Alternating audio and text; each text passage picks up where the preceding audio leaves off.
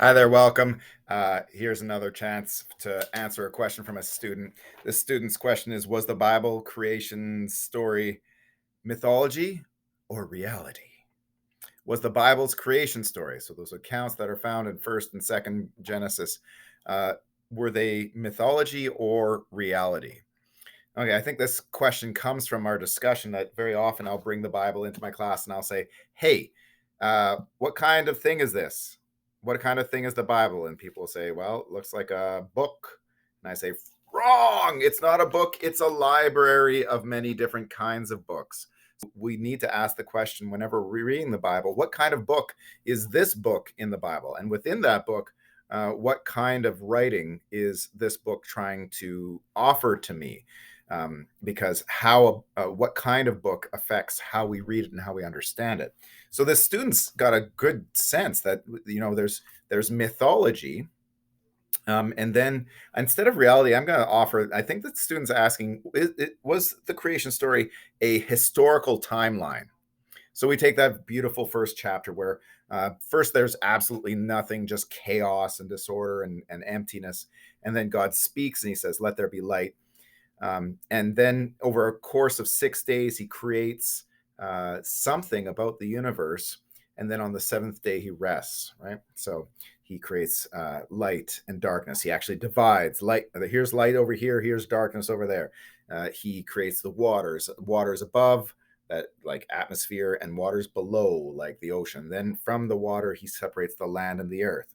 Those are the first 3 days of separation. He puts each in its place. He makes it distinct, right? And then he populates. He actually uh, fills the universe with goodness and with life and with all sorts of beauty. So in the first day, the sun, the moon, the stars fills the sky with light from the sun, and with the dark of the night sky with the light of the stars, right? He fills the air and the oceans with birds and with fish, so that they're just teeming with life. And then on the land, he causes every walking and creeping thing to go over the land. So he populates the earth with good things that become sustenance. He creates humanity, and on the seventh day, he rests. Well, I think if we try to read it as like a historical timeline, and the first 24-hour period, he created light and darkness. And then later on, day 4, he created the day, the sun, and the moon. Well, how did he know what was the day if the sun and the moon are the day and the night? How could he do it in the day? So it doesn't make sense, right? It's confusing to try to read it as a historical timeline. So when we're looking at the Bible, actually, if we're getting confused, one of the questions we might ask is, am I reading it as it's meant to be read? As am I reading it with the intention that the author was writing to try to convey? Because if we try to look at like our day planners or a historical timeline that we might find in social studies and try to read the Bible, that first part of the Bible, like that, we are going to get confused, because the person who wrote that had no intention of us reading it that way. But another way of describing the first chapter of Genesis that I've just recounted is that it's a creation poem. A creation poem. So it's not history, it's poetry. And when we see that, as we're reading it, we realize it's saying things about the way that God works in the world, the way that God relates to creation, but saying things about what creation has been created to be. And the big one is that it makes sense.